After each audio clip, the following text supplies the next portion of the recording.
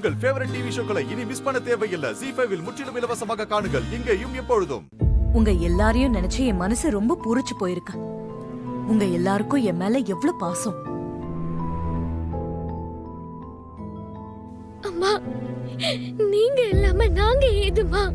எங்களோட நல்லது கெட்டது எல்லாமே உங்களை முன்னாடி வச்சுதானே நடந்துச்சு. அப்படிதானம்மா இப்பவும் நடக்கணும். எனக்கு ரொம்ப சந்தோஷமா இருக்குமா. சாமி, அந்த முகூர்த்தம் போனா போகட்டும். அடுத்த முகூர்த்தம் இன்னைக்கு இருக்கா? இருக்குமா, இன்னும் 2 மணி நேரம் கழிச்சு இருக்கு. சரி, அப்போ கல்யாணத்தை நடத்தலாம்ல? நடத்தலாமா. ஒரு பஸ் மிஸ் பண்ணிட்டா அடுத்த பஸ்ல ஏறிக்கிறது இல்லையா? அப்படிதான் இதுவும் ஒரு பிரச்சனையும் இல்லம்மா. அப்போ 2 மணி நேரம் கழிச்சு இந்த கல்யாணத்தை நடத்தலாம், சரியா? சரிங்கம்மா. டாக்டர், உங்களுக்கு சீரியஸா எந்த பிரச்சனையும் இல்லைல்ல? இல்ல, நெத்தியில அடிபட்டதுனால பிளட் கொஞ்சம் லாஸ் ஆயிருக்கு. அதனால மயக்கமாயிருக்காங்க. அதான் காயத்துக்கு கட்டு போட்டு பெயின் கில்லர் இன்ஜெக்ஷன் போட்டிருக்கேன். இனிமே நோ ப்ராப்ளம். சரிங்க டாக்டர். இவங்க எப்போ கண்ணு முழிப்பாங்க? குறைஞ்சது 2 hours ஆகும். அப்பதான் இவங்க மயக்க தெளிஞ்சு கண் முழிப்பாங்க. அப்படியா டாக்டர்? இவங்க சீக்கிரமா கண்ணு முழிக்கிறதுக்கு எதனா வாய்ப்பு இருக்கா? அப்படி வாய்ப்பு இருந்தா நானே சொல்லிருப்பனே. வேற வழி இல்ல, நாம 2 மணி நேரம் வெயிட் பண்ணி தான் ஆகணும். சரிங்க டாக்டர், எனக்கு வெளியே கொஞ்சம் வேலை இருக்கு. நான் போயிட்டு வந்துடுறேன். அது வரைக்கும் இவங்களை கொஞ்சம் கேர்ஃபுல்லா பாத்துக்க முடியுமா? நோ ப்ராப்ளம், நாங்க பாத்துக்கிறோம். எங்க நர்ஸ் இவங்களை மானிட்டர் பண்ணிட்டே இருப்பாங்க. சரிங்க டாக்டர். இவங்க கண்ணு முழிச்சதும் எனக்கு கொஞ்சம் கால் பண்ணி சொல்றீங்களா? கண்டிப்பா சொல்றேன். உங்க நம்பர் கொடுத்துட்டு போங்க. நர்ஸ், இவர் நம்பரை வாங்கிக்கோங்க. சொல்லுங்க sir. Okay sir. Thanks doctor, நான் வரேன். மாமா, இந்த கிரிக்கெட் மேட்ச்ல இருக்குல்ல மாமா, அதுல மட்டும் தான் பிரேக் விட்டு கொஞ்ச நேரம் கழிச்சு ஆட்டத்தை ஆரம்பிப்பாங்க. அதே மாதிரி நம்ம குடும்பத்திலயும் முகூர்த்த நேரம் முடிஞ்சு போச்சு, கொஞ்ச நேரம் கழிச்சு கல்யாணத்தை வச்சுப்போம், எல்லாரும் போய் சாப்பிட்டு வாங்கன்னு சொல்றது எனக்கு கொஞ்சம் புதுசா இருக்கு மாமா. என்ன பண்றது மாப்பிள்ள, எல்லா கல்யாணத்திலயும் நிச்சயதார்த்தம், மாப்பிள்ளை எழுப்பு, நலங்குன்னு சடங்கு சம்பிரதாயம் எல்லாம் நடக்கும்.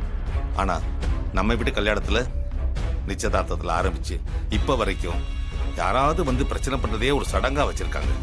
இதையெல்லாம் தாண்டி தான் ரேவதிக்கு நல்லபடியா கல்யாணம் நடக்கணும். ஆமா மாமா, அது நம்ம உண்மைதான். பாருங்க, கார்த்தி தான் நம்ம வீட்டுக்கு மாப்பிள்ளையா வரணும்னு நம்மளாம் ஆசைப்பட்டோம். ஆனா அவர் நர்ஸை தேடி வெளியூர் போயிருக்காரு. அவர் நல்லபடியா திரும்பி வரணும். கார்த்தி ரேவதியை கல்யாணம் பண்ணிக்கிறேன்னு ஒத்துக்கணும். இந்த கல்யாணம் நல்லபடியா நடக்கணுமேனு கவலையா இருக்கு. மாமா, நீங்க வேற, நான் முகூர்த்த நேரம் மிஸ் ஆனதும் இன்னைக்கு இந்த கல்யாணமே நடக்காதுன்னு நான் அவ்வளவு சந்தோஷப்பட்டேன். ஆனா அடுத்த நிமிஷமே அத்தை வந்து அடுத்த 2 மணி நேரம் கழிச்சு கல்யாணத்தை வச்சுக்கலாம்னு சொன்னது எனக்கு புஷ்ஷுன்னு ஆகி போச்சு மாமா. அவனே திரும்ப அந்த மேடையில வந்து உட்காருவான்னு நினைக்கும் போது எனக்கு அப்படியே கொடுப்பா இருக்கு மாமா. இந்த கார்த்திக் வரணும்பா.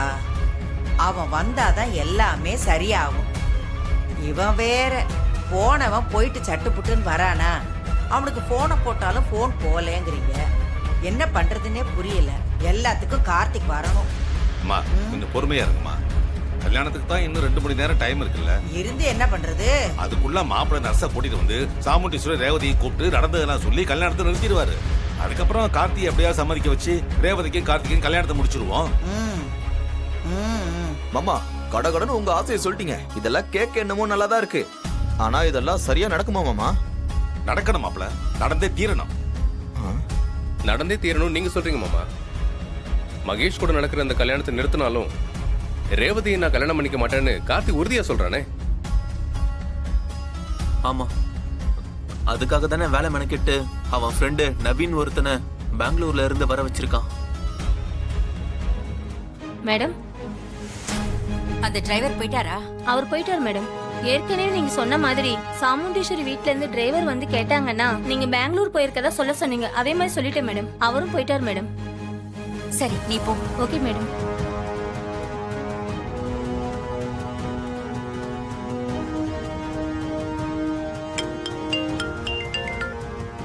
சொல்லு மல்லிகா. உங்க டிரைவர் திரும்பவும் இங்க வந்தாரு. அப்படியா? நீ அவனை பார்த்து எதுவும் பேசல இல்ல? நீ தான் பார்க்க வேண்டாம்னு சொல்லிட்டியே. அதான் நான் பெங்களூர் போயிருக்கிறதா வேலைக்காரி மூலமா போய் சொல்ல சொல்லிட்டேன். பரவாயில்லையே, நான் உன்கிட்ட சொன்ன மாதிரியே செஞ்சுட்டேன். ஏய், பாவண்டி அவரு. உன் பொண்ணு வாழ்க்கை நல்லா இருக்கணுங்கிறதுக்காக அவ்வளவு கஷ்டப்படுறாரு. அது உனக்கு தெரிஞ்சிருந்தும் அவர் இப்படி அழகழிக்கிறது கொஞ்சம் கூட சரியில்லை. எல்லாத்துக்கும் ஒரு காரணம் இருக்கு மல்லிகா. என்ன காரணம்? இன்னும் கொஞ்ச நேரத்துல என் பொண்ணு கழுத்துல அந்த டிரைவர் தான் தாலி கட்ட போறான். என்னடி சொல்ற? ஆமா, நான் முடிவு பண்ணிட்டேன். டிரைவர் தான் என்னோட மாப்பிள்ளை. அவன் என்கிட்ட வேலைக்கு சேர்ந்ததுல இருந்து பாக்குறேன். அவன் எல்லா இடத்துலயும் நேர்மையாவும் ஒழுக்கமாவும் கண்ணியமாவும் நடந்துக்கிறான்.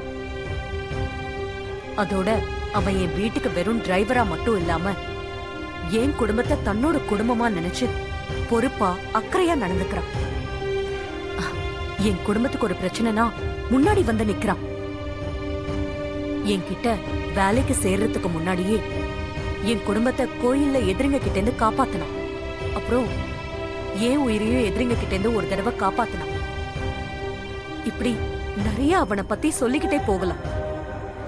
இப்படி ஒரு நல்லவன் என் பொண்ணுக்கு கிடைக்கவே மாட்டான்.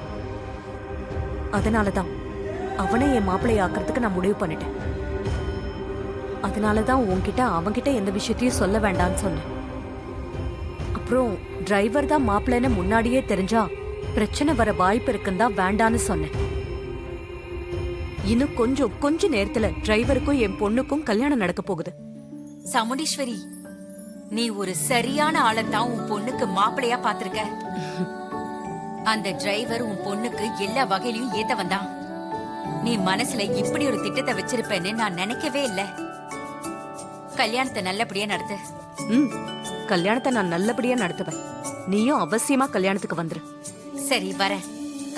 நீ கல்யாண வேலையை பாரு. வச்சிரவா? சரி, பாய். மேடம், இப்ப என்ன பண்ணலாம்னு சொல்லுங்க. முகூர்த்த நேரத்துக்கு இன்னும் கொஞ்ச நேரம் தான் இருக்கு. உங்க அக்கா முகத்தை பார்க்க என்னோட பயம் ரொம்ப அதிகமாயிட்டே போகுது. மனசுக்குள்ள என்ன திட்டம் வச்சிருக்காங்களோன்னு என் மனசு ரொம்ப படபடன்னு அடிக்குது. மாயா, ஏன் இப்படி பயந்து சாகுற? என்னோட பயம் உங்களுக்கு புரியல மேடம். கடைசி நேரத்துல கல்யாணத்துல வச்சு எங்களை அசிங்கப்படுத்தி ஏதாவது செஞ்சிருவாங்கன்னு எனக்கு ரொம்ப பீதியா இருக்கு. அதுக்கப்புறம் எங்க வாழ்க்கையே முடிஞ்சிரும். நாங்க இப்படியே ஓடி போயிடுறோம்னு சொன்னாலும் நீங்களும் உங்க ஹஸ்பண்ட் எங்களை விட மாட்டேங்கிறீங்க. ஒவ்வொரு நிமிஷமும் நெருப்புல நிக்கிற மாதிரி இருக்கு மேடம். இங்க பாரு மாயா, சொன்னதே சொல்லிட்டு இருக்காத. கொஞ்சம் பொறுமையா இரு. அந்த டிரைவர் இங்க வந்தாதானே பிரச்சனை. அவன் இங்க கண்டிப்பா வரமாட்டான். அக்கா அவனை வச்சுதான் இந்த கல்யாணத்தை நடத்துறதுக்கே பிளான் பண்ணிருக்கான்னு தெரியுது. அவன் வரலனா என் அக்கா என்ன பண்ற நானும் பாத்துறேன். அவன் கண்டிப்பா வரமாட்டான்.